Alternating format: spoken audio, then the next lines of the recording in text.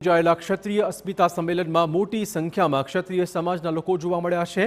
અખિલ ગુજરાત રાજપૂત યુવા મહિલા સંગઠનના અધ્યક્ષ દશરથ બા પરમારે ક્ષત્રિય સંકલન સમિતિ પાસે પરમિશન માંગી 5 ક્ષત્રાણીઓને દિલ્હી જઈ વડાપ્રધાન મોદીને મળી રજૂઆત કરવા દેવામાં આવે તેવી રજૂઆત કરી છે।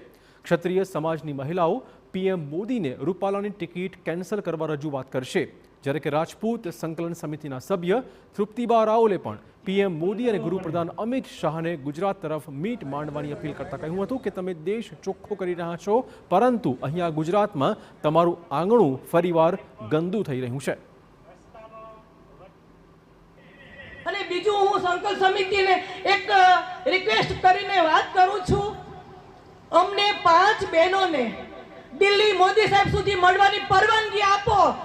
એમને કીધું તું કે તમને બહેનોને જ્યારે મારી જરૂર પડે ત્યારે આ ભાઈ હાજર છે, તો આજે ભાઈ પાસે 5 બહેનો અમે વાત લઈને જાશું અને અમે આપણી વાત રજૂ કરશું। એક આપણી બધાની અમે પરમિશનની રાહ જોઈ રહ્યા છીએ।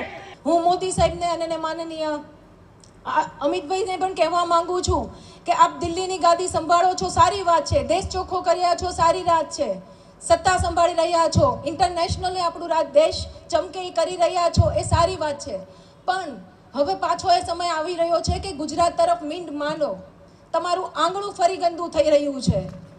સત્તાની લાલચમાં અહીં દરેક નેતા નિમ્ન કક્ષાની ટિપ્પણી જ્ઞાતિ જાતિ પર જઈને ઊભો રહ્યો છે, એનું ભોગ તમારું ગુજરાત બની રહ્યું છે।